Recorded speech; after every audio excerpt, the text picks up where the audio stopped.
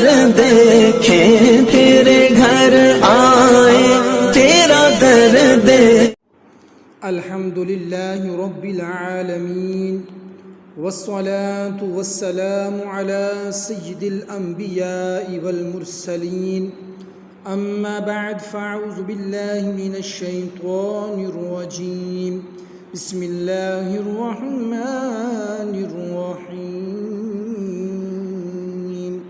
الصلاة والسلام عليك يا رسول الله وعلى آلك وصحابك يا حبيب الله. الصلاة والسلام عليك يا نبي الله وعلى آلك وصحابك يا نور الله. اللہ پاک کے آخری نبی صلی اللہ تعالی علیہ وآلہ وسلم نے ارشاد فرمایا، من سرہ ان یلقى اللہ غدا راضیا فلیکثر الصلاۃ علی، یعنی جسے یہ پسند ہو کہ اللہ پاک کی بارگاہ میں پیش ہوتے وقت اللہ پاک اس سے راضی ہو تو اسے چاہیے کہ مجھ پر کثرت سے درود پاک پڑھے. اللہم صلی علی سیدنا مولانا محمد مبارک وسلم وصلوا علیہ. عزیزان گرامی، ترمذی شریف کی حدیث پاک ہے، نبی اکرم صلی اللہ تعالی علیہ وآلہ وسلم نے ارشاد فرمایا، کتاب اللہ میں تم سے پہلے واقعات کی بھی خبر ہے، تم سے بعد کے واقعات کی بھی، اور تمہارے آپس کے فیصلے ہیں. حضرت عبداللہ بن مسعود رضی اللہ تعالیٰ عنہ فرماتے ہیں، قرآن کریم ہر نافع علم پر مشتمل ہے، یعنی اس میں گزشتہ واقعات کی خبریں اور آئندہ ہونے والے واقعات کا علم موجود ہے. ہر حلال و حرام کا حکم اس میں مذکورہ ہے، اور ان میں ان تمام چیزوں کا علم ہے جن کی لوگوں کو اپنے دنیاوی، دینی، معاشی اور اخروی معاملات میں ضرورت ہے. الحمدللہ ہمارے آج کے بیان کا موضوع بھی قرآنی واقعات پر مشتمل ہے، جس میں ہم چند دلچسپ قرآنی واقعات سنیں گے. پورا بیان توجہ کے ساتھ سننے کی درخواست ہے. آئیے سب سے پہلے دو ایمان افروز قرآنی واقعات سنتے ہیں.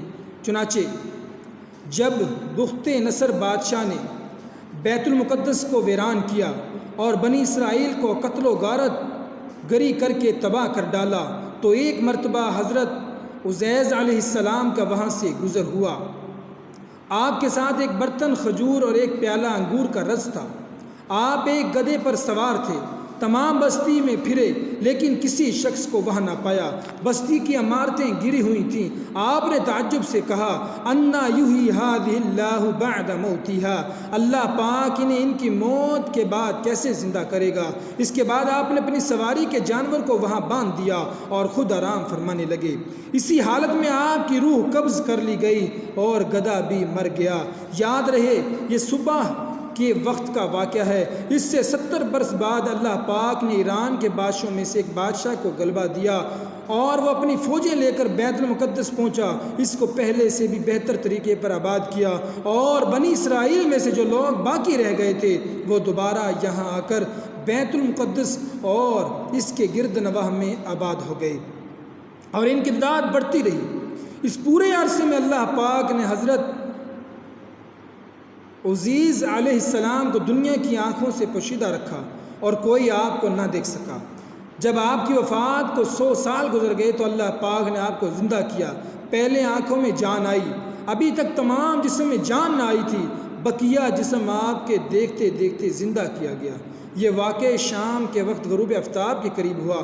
اللہ پاک نے حضرت علیہ السلام سے فرمایا، تم یہاں کتنے دن ٹھہرے؟ آپ نے اندازے سے عرض کی، 1 دن یا اس سے کچھ کم وقت. آپ کا خیال یہ ہوا کہ یہ اسی دن کی شام ہے جس کی صبح کو سوئے تھے. اللہ پاک نے فرمایا، تم یہاں 100 سال ٹھہرے ہو. اپنے کھانے اور پانی یعنی کھجور اور انگور کے رس کو دیکھو، ویسا ہی صحیح سلامت باقی ہے، اس میں بو تک پیدا نہیں ہوئی.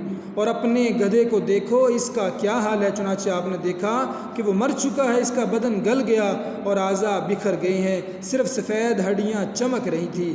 آپ کی آنکھوں کے سامنے اس کے اعضاء جمع ہوئے، اعضاء اپنی اپنی جگہ پر آئے، ہڈیوں پر گوشت چڑھا، گوشت پر کھال آئی، بال نکلے، پھر اس میں روح پھونکی گئی اور وہ اٹھ کھڑا ہوا اور آواز نکالنے لگا۔ آپ نے اللہ پاک کی قدرت کا مشاہدہ کیا اور فرمایا میں خوب جانتا ہوں کہ اللہ پاک ہر چیز پر قادر ہے، یعنی یقین تو پہلے ہی تھا، اب عین الیقین حاصل ہو گیا۔ پھر آپ اپنی اس سواری پر سوار ہو کر اپنے محلے میں تشریف لائے۔ اس وقت سر اقدس اور داڑھی مبارک کے بال سفید تھے، جبکہ عمر وہی 40 سال کی تھی اور کوئی آپ کو پہچانتا نہ تھا۔ آپ اندازے سے اپنے مکان پر پہنچے، ایک کمزور بڑھیا ملی جو نبینہ ہو گئی تھی، وہ آپ کے گھر کی باندھی تھی اور اس نے آپ کو دیکھا ہوا تھا۔ آپ نے اس سے پوچھا یہ عزیز کا مکان ہے؟ اس نے کہا ہاں، لیکن عزیز کہاں ہے؟ انہیں تو غائب ہوئے 100 سال گزر گئے۔ یہ کہہ کر وہ خوب روئی۔ آپ نے فرمایا میں عزیز ہوں۔ اس نے کہا سبحان اللہ، یہ کیسے ہو سکتا ہے؟ آپ نے فرمایا اللہ پاک نے مجھے 100 سال موت کی حالت میں رکھ کر پھر زندہ کیا ہے۔ اس نے کہا حضرت علیہ السلام مستجاب الدعوات تھے، جو دعا کرتے قبول ہوتی تھی۔ آپ دعا کیجئے میری آنکھیں دوبارہ دیکھنا شروع کر دیں تاکہ میں اپنی آنکھوں سے آپ کو دیکھوں۔ آپ نے دعا فرمائی تو وہ عورت بینا ہو گئی۔ آپ نے اس کا ہاتھ پکڑ کر فرمایا خدا کے حکم سے اٹھ، یہ فرماتے ہیں اس کے معذور پاؤں درست ہو گئے۔ اس نے آپ کو دیکھ کر پہچانا اور کہا میں گواہی دیتی ہوں کہ آپ بے شک حضرت عزیز علیہ السلام ہیں۔ وہ آپ کو بنی اسرائیل کے محلے میں لے گئی۔ وہاں ایک محل میں آپ کے بیٹے موجود تھے جن کی عمر 118 سال کی ہو چکی تھی۔ وہیں آپ کے پوتے بھی تھے جو بوڑھے ہو چکے تھے۔ بڑھیا نے محفل میں پکارا یہ حضرت عزیز علیہ السلام تشریف لائے ہیں۔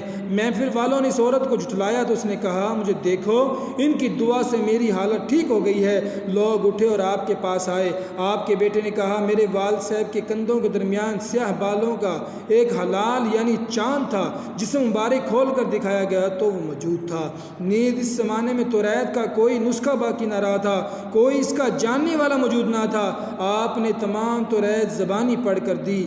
اس شخص نے کہا مجھے اپنے والد سے معلوم ہوا ہے کہ بخت نصر کی ستم انگریزوں کے بعد گرفتاری کے زمانے میں میرے دادا نے توریت ایک جگہ دفن کر دی تھی۔ اس کا پتہ مجھے معلوم ہے، چنانچہ اس پتے پر کوشش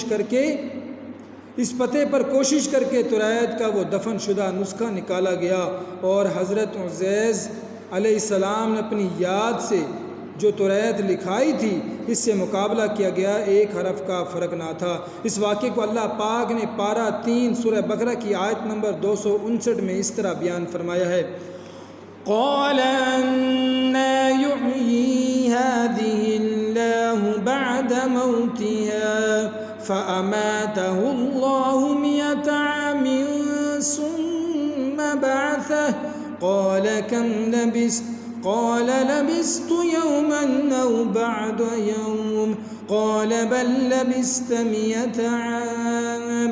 اس شخص نے کہا اللہ انہیں ان کی موت کے بعد کیسے زندہ کرے گا؟ تو اللہ نے اسے 100 سال موت کی حالت میں رکھا، پھر اسے زندہ کیا۔ پھر اس شخص سے فرمایا تم یہاں کتنا عرصہ ٹھہرے ہو؟ اس نے عرض کی میں 1 دن یا 1 دن سے بھی کچھ کم وقت ٹھہرا ہوں گا۔ اللہ نے فرمایا نہیں بلکہ تو یہاں 100 سال ٹھہرا ہے۔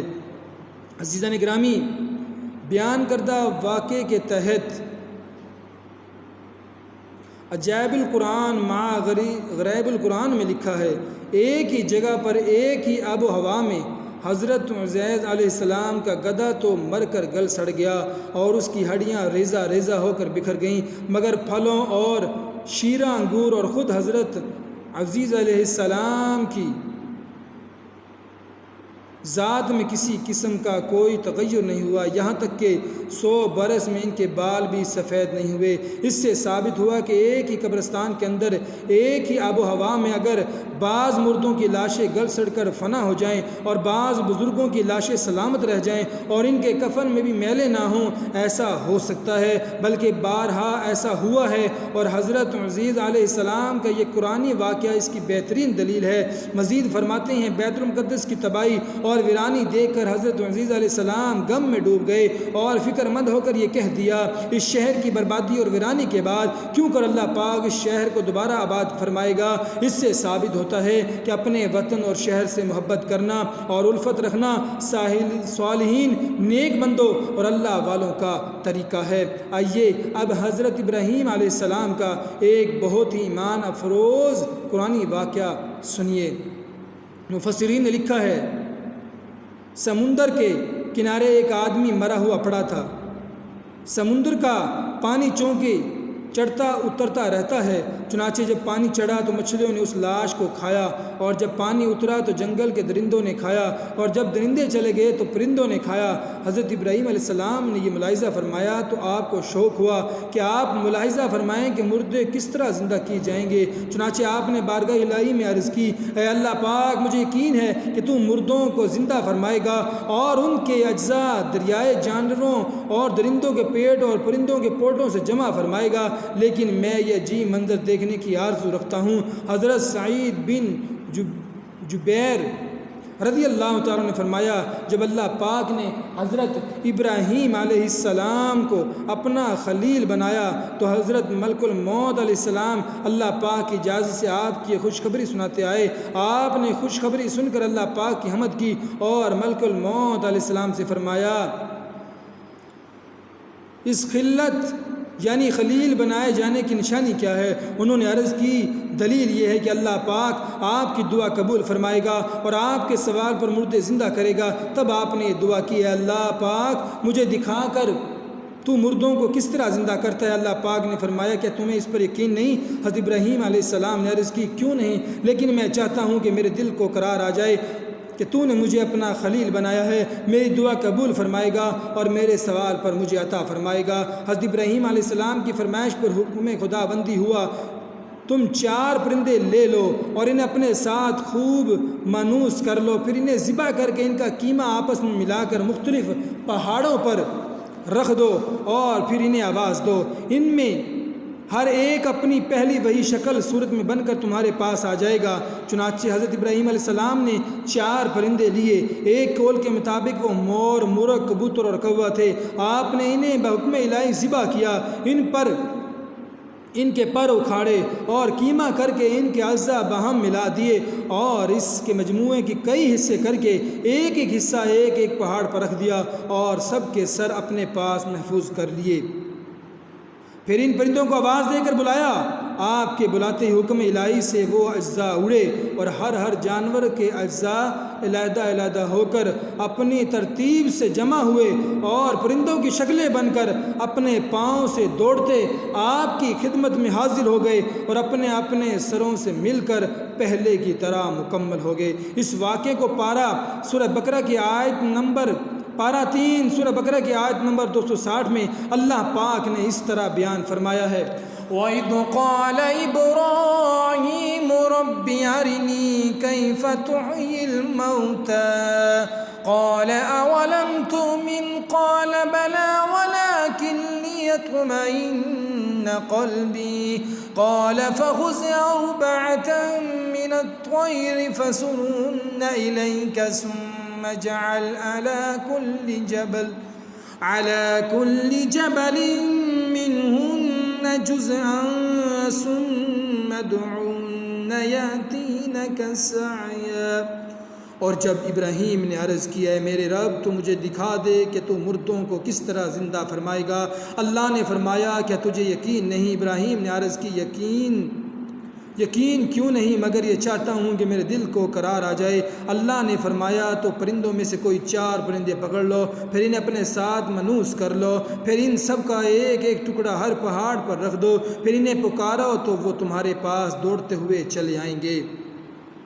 علامہ عبد المصطفیٰ اعظمی رحمۃ اللہ علیہ فرماتے ہیں، ثابت ہو گیا کہ مردوں کو پکارنا شرک نہیں، کیونکہ جب مردہ پرندوں کو اللہ پاک نے پکارنے کا حکم فرمایا اور ایک جلیل القدر پیغمبر نے ان مردوں کو پکارا تو ہرگز یہ شرک نہیں ہو سکتا، کیونکہ خداوند کریم کبھی بھی کسی کو شرک کا حکم نہیں دے گا، نہ کوئی نبی ہرگز کبھی شرک کا کام کر سکتا ہے۔ تو جب مرے ہوئے پرندوں کو پکارنا شرک نہیں تو وفات پائے ہوئے خدا کے ولیوں اور شہیدوں کو پکارنا کیوں کر شرک ہو سکتا ہے؟ لہٰذا جو لوگ ولیوں اور شہیدوں کو پکارنے کو شرک کہتے ہیں اور یا غوث کا نعرہ لگانے والوں کو مشرک کہتے ہیں، انہیں تھوڑی دیر سر جھکا کر سوچنا چاہیے، کیا خبر اس قرآنی واقعے کی روشنی میں انہیں ہدایت کا نور نظر آ جائے اور وہ اہل سنت کے طریقے پر صراط مستقیم کی شہرہ پر چل پڑیں۔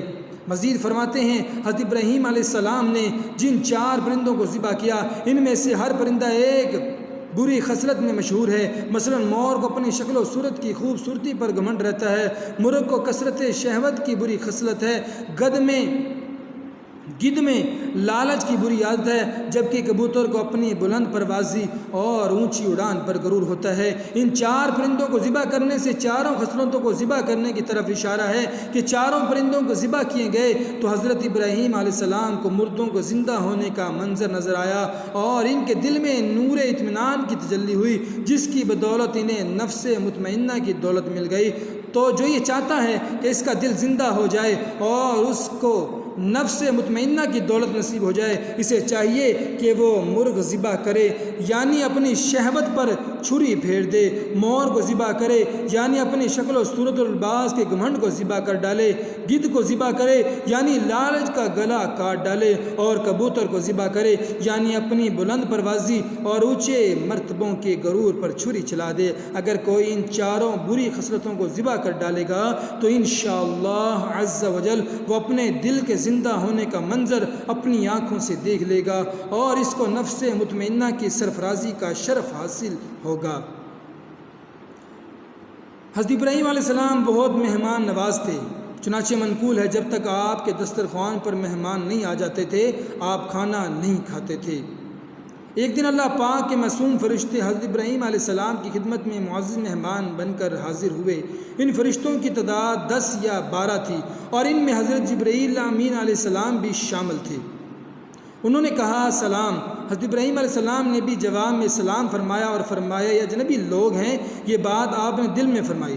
سلام کے بعد ابراہیم علیہ السلام اپنے گھر تشریف لے گئے اور ایک موٹا تازہ اور نفیس بچھڑا بھون کر لے آئے، پھر اسے ان مہمانوں کے پاس رکھ دیا تاکہ اسے کھائیں۔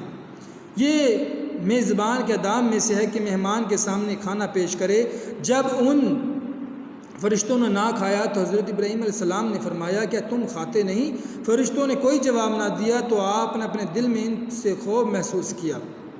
حضرت ابن عباس رضی اللہ تعالیٰ عنہ فرماتے ہیں آپ کے دل میں یہ بات آئی کہ یہ فرشتے ہیں جو عذاب کے لیے بھیجے گئے ہیں۔ حضرت ابراہیم علیہ السلام کا خوف دیکھ کر فرشتوں نے عرض کیا آپ ڈرے نہیں، ہم اللہ پاک کے بھیجے ہوئے ہیں۔ اور ان کے بعد ان فرشتوں نے حضرت ابراہیم علیہ السلام کو ایک علم والے لڑکے کی خوشخبری سنائی، چونکہ اس وقت آپ کی زوجہ حضرت سارہ رضی اللہ تعالیٰ عنہا کی عمر 99 یا 90 سال جبکہ حضرت ابراہیم علیہ السلام کی عمر 100 یا 120 سال تھی، لہٰذا حضرت سارہ رضی اللہ تعالی عنہ علم والے لڑکے کی خوشبری سن کر چلاتی ہوئی آئیں اور حیرت سے اپنے چہرے پر ہاتھ مارتے ہوئے کہا میں تو بوڑھی ہوں، میں کیسے بچہ پیدا کر سکتی ہوں؟ فرشتوں نے کہا جو بات ہم نے کہی آپ کے رب کریم نے یوں ہی فرمایا ہے، اور اللہ پاک اس بات پر قادر ہے جسے تم ناممکن سمجھ رہی ہو، یعنی وہ رب کریم تمہیں اس عمر میں نعمت اولاد سے نوازنے پر قادر ہے۔ بے شک وہ اپنے کام میں حکمت اور علم والا ہے، نیز اس سے کوئی چیز چھپی ہوئی نہیں۔ اس واقعے کو اللہ پاک نے قرآن کریم میں پارہ 26 سورہ زاریات کی آیت نمبر 24 تا 30 میں بیان فرمایا ہے۔ هل أتاك حديث ضيف إبراهيم المكرمين إذ دخلوا عليه فقالوا سلاما قال سلام قوم منكرون فراغ إلى أهله فجاء بعجل سمين۔ اے حبیب کیا تمہارے پاس ابراہیم کے معزز مہمانوں کی خبر آئی؟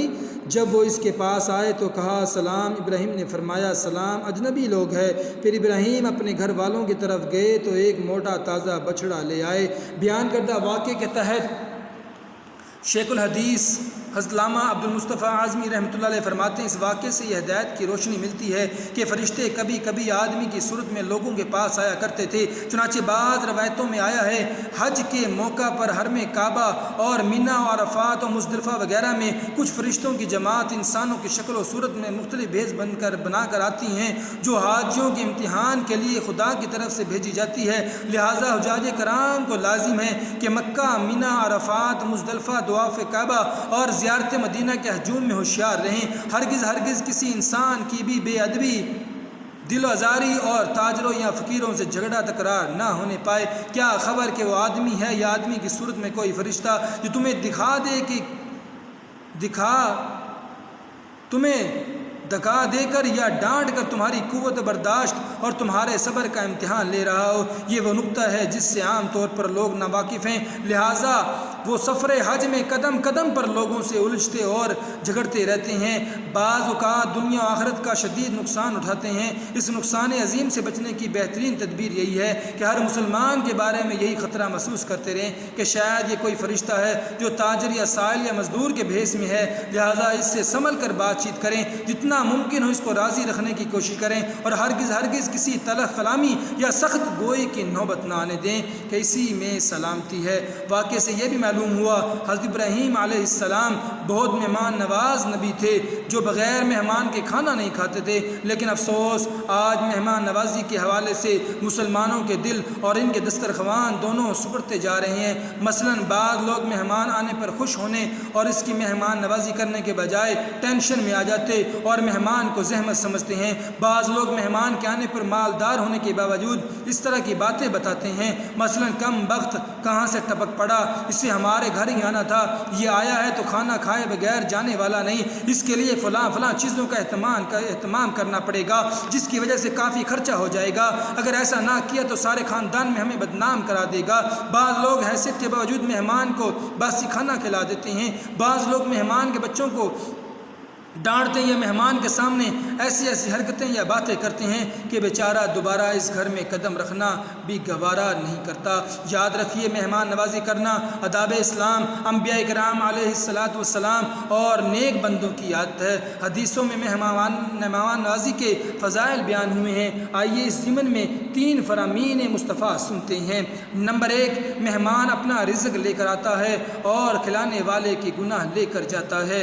نمبر 2، جو شخص اللہ پاک اور قیامت کے دن پر ایمان رکھتا ہے وہ مہمان کا اکرام کرے، ایک دن رات اس کا جائزہ ہے، یعنی ایک دن اس کی پوری خاطرداری کرے، اپنے مقدر بھر اس کے لیے تکلف کا کھانا تیار کرائے، اور ضیافت 3 دن ہے، یعنی ایک دن کے بعد جو موجود ہو وہ پیش کرے، اور 3 دن کے بعد صدقہ ہے۔ مہمان کے لیے یہ حلال نہیں ہے اس کے یہاں ٹھہرے کہ اس سے حرج میں ڈال دے۔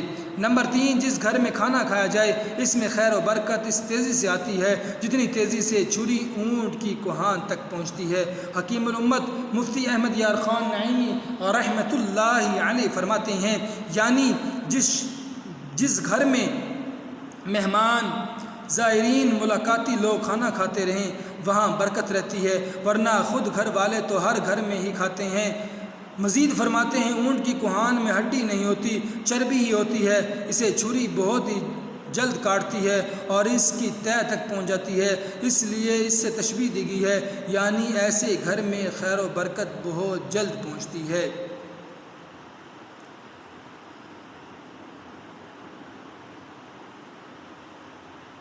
اس واقعہ کو اللہ پاک نے قرآن کریم میں پارہ 19 سورہ نمل کی آیت نمبر 20 میں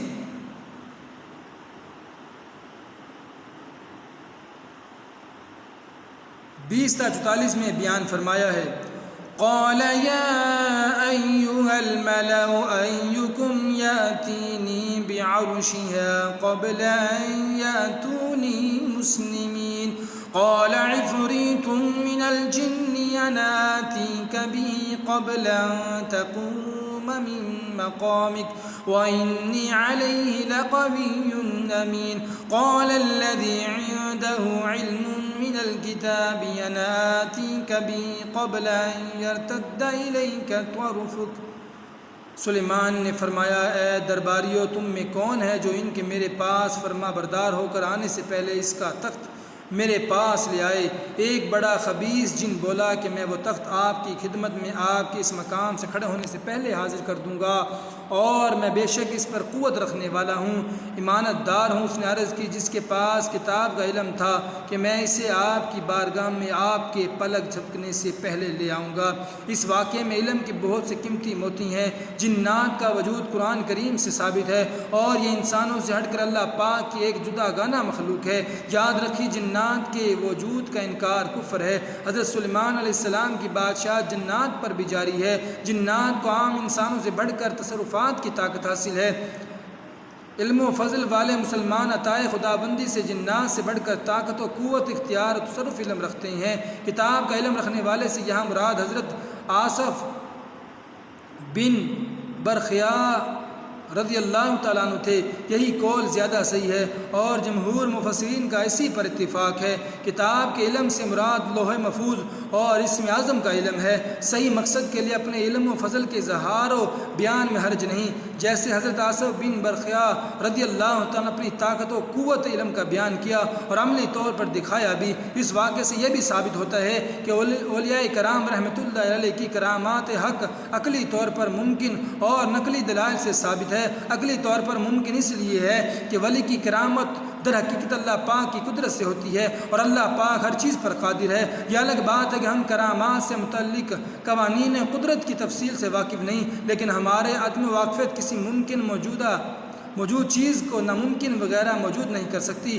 جیسے آج سے 1000 سال پہلے پیدا ہونے والا شخص ہوائی جہاز کے اڑنے کو نہیں سمجھ سکتا تھا، بلکہ آج ہی کے زمانے میں اگر کوئی شخص غاروں میں پیدا ہوا ہو اور اس نے کبھی جہاز اڑتے نہ دیکھا ہو تو وہ اس بات کا انکار کر دے گا کہ لاکھوں ٹن وزنی لوہے کی چیز ہوا میں اڑ سکتی ہے۔ لیکن لازمی بات ہے کہ کسی کی لا علمی سے جہاز کا اڑنا تو ناممکن نہیں ہو جائے گا۔ کرامات اولیاء کی حقانیت تمام اولیاء کرام، بڑے علماء، فقہاء کرام اور محدثین کا مذہب ہے۔ نیز اہل سنت کے جمہور محققین ائمہ کے نزدیک صحیح قول یہ ہے کہ ہر وہ چیز جو انبیاء کرام علیہم السلام کا معجزہ ہو سکتی ہے وہ اولیاء کرام رحمۃ اللہ علیہ سے کرامات کے طور پر ممکن ہے، لیکن شرط یہ ہے کہ اسے نبوت والا چیلنج کرنا مقصود نہ ہو۔ معجزہ اور کرامت میں فرق یہ ہے کہ معجزہ نبی سے صادر ہوتا ہے اور کرامت ولی سے۔ اولیاء کرام رحمۃ اللہ علیہ سے کرامات ثابت ہونے پر قرآن پاک اور بکثرت حدیث مبارکہ میں دلائل موجود ہے۔ حضرت مریم رضی اللہ تعالیٰ عنہ کے پاس بے موسمی پھل آنا، کھجور کا سوکھا تنا ہلانے سے ان پر پکی ہوئی عمدہ اور تازہ کھجوریں گرنا، اصحاب کہف رضی اللہ تعالیٰ عنہ کا غار میں سینکڑوں سال تک سوئے رہنا، اور آصف بن برخیا رضی اللہ تعالیٰ عنہ کا پلک جھپکنے سے پہلے تخت لانا، یہ سب واقعات قرآن پاک میں موجود ہے اور کرامات اولیاء کی روشن دلیل ہیں۔ یوں ہی صحابہ کرام رضی اللہ تعالیٰ عنہ سے بے شمار کرامتوں کا ظہور احادیث میں موجود ہے جو کرامات کی ثبوت کے واضح دلیل ہیں۔ حضرت سلیمان علیہ السلام نے عظیم الشان تخت کے دور دراز کے علاقے سے چند لمحوں میں پہنچنے کے عظیم واقعے پر فوراً اس کمال کو اللہ پاک کی رحمت کی طرف سے منسوب کیا کہ میرے رب کریم کا فضل ہے۔ یہی انبیاء کرام علیہ السلام سائرین نیک بندوں کی سنت و عادات ہے، اور یہی حکم خداوندی ہے، کیونکہ بندے کو اپنے کسی خوبی کمال پر خود پسندی کا شکار نہیں ہونا چاہیے۔ یہ خود ایک مذموم صفت ہونے کے ساتھ دیگر کئی خرابیوں کی بنیاد ہے۔ اس سے تکبر پیدا ہوتا ہے، آدمی اپنے گناہوں کو بھولنے اور خامیوں کو نظر انداز کرنے لگتا ہے، جس سے اصلاح کی امید کم ہو جاتی ہے۔ یوں ہی خود پسندی آدمی اپنی عبادات اور نیک اعمال کو یاد رکھتا اور ان پر اتراتا ہے، جس کے نتیجے میں وہ اللہ پاک سے غافل ہو جاتا ہے اور اس کی خفیہ تدبیر سے بے خوف اخلاص سے دور دوسروں سے تعریف کا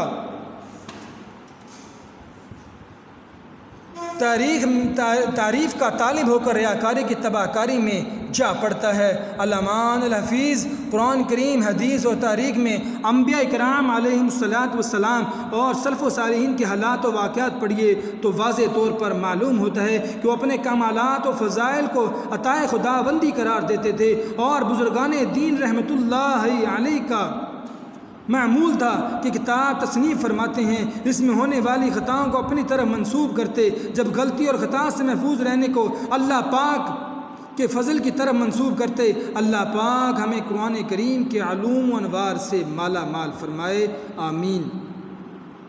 عزیزان گرامی، آج کے بیان میں ہم نے چند دلچسپ قرآنی واقعات سنے۔ اللہ تعالیٰ سے دعا ہے جو ہم نے قرآنی واقعات سنے ہیں اس کو صحیح مان کر اس پر یقین کر کے اس پر عمل کرنے کی توفیق عطا فرمائے۔ عزیزان گرامی، قرآنی واقعات کا مطالعہ کرنے اور قرآن شریف کو سمجھ کر پڑھنے اور فکر و آخرت حاصل کرنے کا سب سے بہترین طریقہ یہ ہے کہ ہمیں علماء کرام کے ساتھ ان کی صحبت میں رہنا چاہیے، کتابوں کا مطالعہ کرنا چاہیے اور حدیث پاک کو زیادہ سے زیادہ پڑھنا چاہیے، قرآن کریم کا مطالعہ کرنا چاہیے، جس سے ہمیں یہ معلومات اچھے طریقے سے حاصل ہو جائے۔ عزیزان گرامی، آئیے تلاوت کرنے کے چند آداب سننے کی سعادت حاصل کرتے ہیں۔ فرامین مصطفیٰ صلی اللہ تعالی وسلم ملاحظہ کیجیے، فرمایا قرآن پڑھو کیونکہ وہ قیامت کے دن اپنے پڑھنے والوں کے لیے شفاعت کرنے والا ہو کر آئے گا۔ فرمایا میری امت کی افضل عبادت تلاوت قرآن پاک ہے۔ قرآن پاک کو اچھی آواز سے اور ٹھہر ٹھہر کر پڑھنا سنت ہے۔ مستحب یہ ہے کہ باوضو قبلہ کی جانب رخ کر کے اچھے کپڑے پہن کر تلاوت کریں۔